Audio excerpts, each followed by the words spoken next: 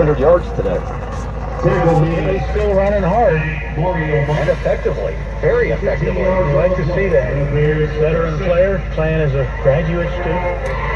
I'd love to talk to him and ask him why he transferred from Pennsylvania State. It's been kind of a well-kept secret.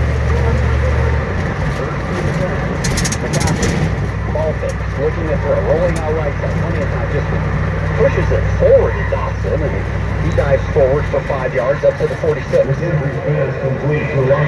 don't know if it was a question of him being told that Scatabo was going to be the There is no chance of that. Well, Dawson would have been used on that team. Well, maybe not exclusively, because Scatabo is a very good back. he is.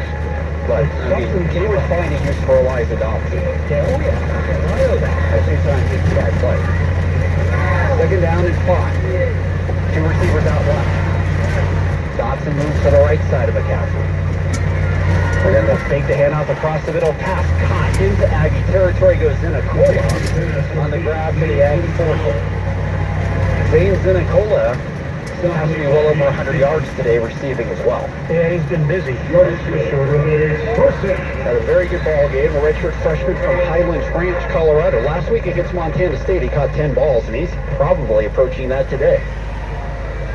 Well, let's see, the Bears gave up 37 last week and 48 so far this week. So And the Aggies scored 56 last week and have scored 48 today. McCaffrey hands off for Dodson this time inside the 40 and down to the Aggie 37-yard line. Gain of 4, second down and 6. Aggies flying home immediately after the game tonight. 3 yards on the play.